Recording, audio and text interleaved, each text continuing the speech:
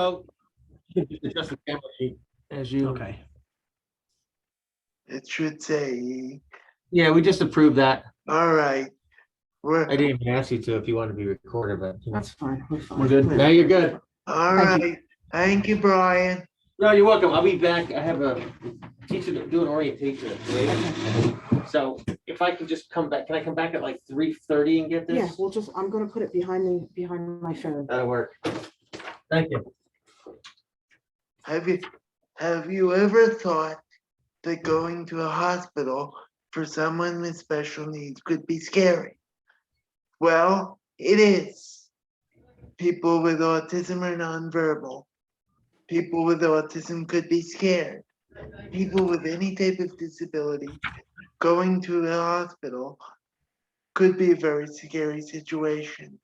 My next guest today they work in a newly developed autism themed emergency room at Shore Medical Center in Summers Point, New Jersey. Here to tell us more are Sherry Richmond and Dan Walheim. Thank you guys for being here. So we'll get started, guys. My first question, how did the thought process behind the ER begin?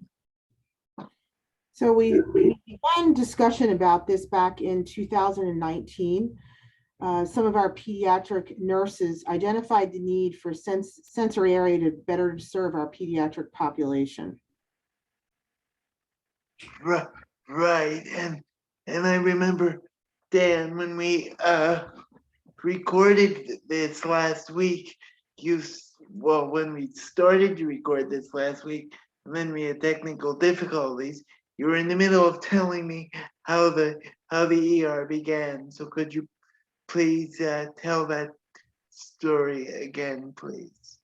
Sure. After the nurses had mentioned to Sherry that they would, this need for the sensory room in the ED, a committee was formed in the hospital with staff members who have autistic children throughout the hospital that met several times to come up with ideas for the room that we thought would be appropriate to help the kids on all different sides of the spectrum with different types of needs. Once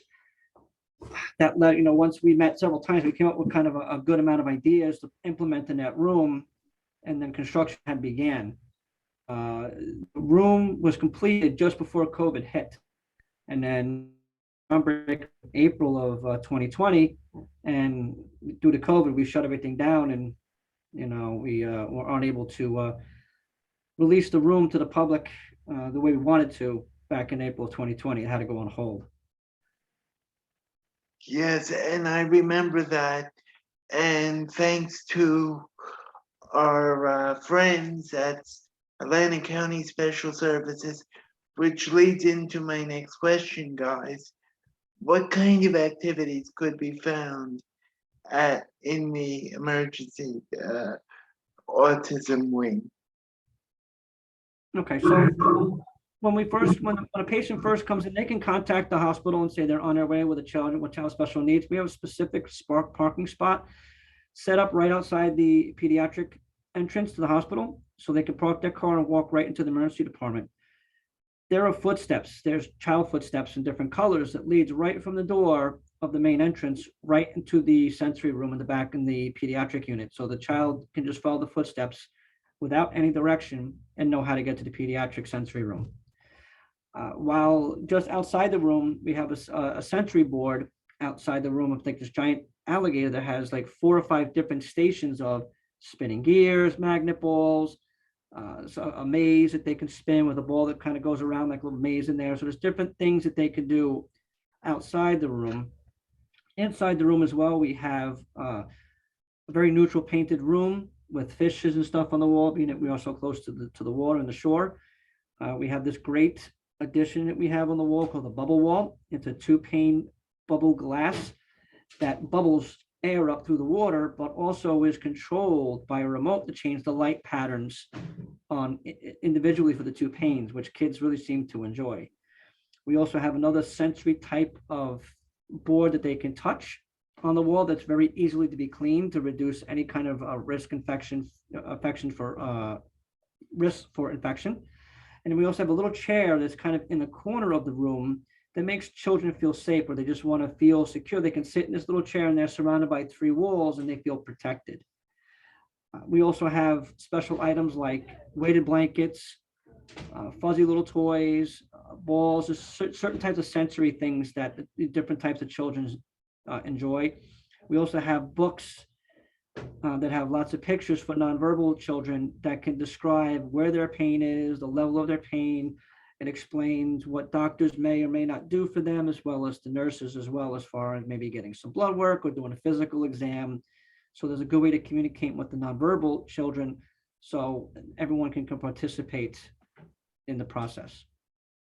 And Dan, just as you said, being able to effectively communicate, especially with the nonverbal population within the autism spectrum, is so key. And to my knowledge, Shore Medical Center is the only facility besides CHOP that has anything near that would specialize for autistic or special needs children. So it's nice to see, and I'm sure it's meant to give parents a sense of comfort too. Yeah, we're very proud of that. A lot of us have been involved in this process and who deal with it on a daily basis are very proud of what that room offers, especially a lot of us who have family members that have autism and are on the spectrum. It gives us great comfort to know that there's a place that these children are welcome, that they feel safe in. Just as we said, safety is key. I'm sure opinions, not opinions, excuse me, but the feedback is very welcome among parents. If oh God, if someone, I mean, it's very nice to see because Faces has always been a big supporter of Shore, and that's why the Mosca family that's where I wanted to lead into. Tell us a little bit about the recognition you guys, and I know Sherry was there because so was I, the recognition you guys received this past summer, Sherry? Yes, we had the privilege of being honored by Faces for Autism with an award. Actually, Dan spoke at this event regarding the impact that it had on him personally. It was a huge honor and very enjoyable for everyone. And we actually got to meet a lot of people there with a lot of great feedback. Some of the people had been able to, some of the participants were able to actually give some input on our room. And the Mosca family is a huge supporter of this room. They've, I'm very comfortable reaching out to them with any questions. They're always willing to take, any question that we have. How can we improve? They're always more than willing to give us feedback.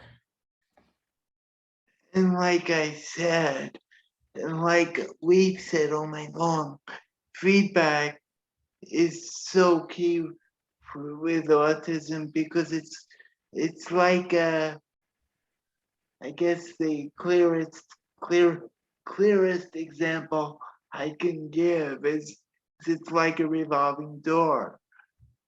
It's continuously changing, and you want to be up to standards of, as time changes, COVID changes, etc.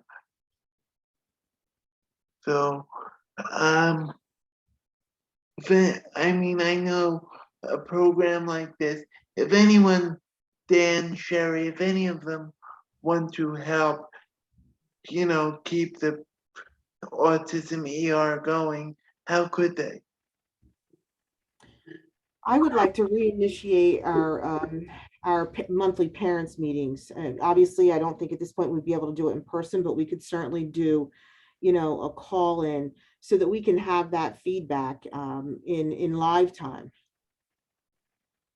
Exactly, because I mean, the world is, how do I put this? The world is adapting more virtually.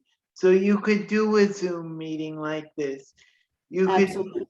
there's tons of ways you could have a meeting now that, say, 2, 3 years ago seemed impossible. Right, Absolutely. yeah. So, um, if you could give parents any form of advice how to deal, how, coming to the hospital, because as I said in the introduction, it's a big deal and a big stressor to a lot of parents, especially those who are on the autism spectrum. Well, I guess one thing you would say is that if they have, anyone that has a child that has special needs, they can always contact the hospital prior to arrival and make sure that they speak to the charge nurse and let them know that they're coming in with a child that needs to be, they would prefer to have that child in the autism room. We'll make sure that that room at all, if at all possible, available to them when they come here, and it'll be directed to come right to that room where registration can happen and everything can take place in the room, so the child is not stuck in the waiting room. Because I know sometimes when a busy waiting room can be very overwhelming for certain children, let alone children on the spectrum. So the less anxiety we give them in the hospital, the better. So they can just call ahead and let us know they're coming, and we can do the best we can to accommodate them. That's brilliant, Dan and Sherry. Now, feeding off of what I just asked, once if a child has to stay overnight for whatever unknown reason, circumstance may be, can they be placed in an autism-friendly room? Well, that room that we have is technically an inpatient room, which means that's for a patient to be staying overnight. We do use it as an ER room. If the patient is going to be seen and released, then they go home. But if they have to stay, that room will stay there and not have to be transferred to a different room. They will keep there for the remaining of their visit. That's excellent, because, as I said, our hospitals, sadly, a lot of them, as I said in the beginning, don't know how to treat children with autism or whatever special need they have. It's wonderful to have a hospital like Shore so close to home that supports spaces for autism. If you would like more information, please visit www.shoremedicalcenter.org or call repeat the number again if someone needs to call has questions. Yeah, so they can call 609-653-3500 and ask for the charge nurse in the emergency department, or they can just call 609-653-3520. And the unit secretary for the ER will answer the phone and they will connect them to the charge nurse. Wonderful. Thank you both. Friends, if you need help, Shore is here for you. Now, please donate. Faces need your support now more than ever to keep programs like this specialized emergency room running. Please, they need your support now more than ever. As I said earlier tonight, as I was biting my tongue, I hope we'll be out of this pandemic sooner rather than later. This pandemic has been rough on all of us, especially those of us that deal and live with the autism spectrum every day, like the Moscas, and we're so grateful for them.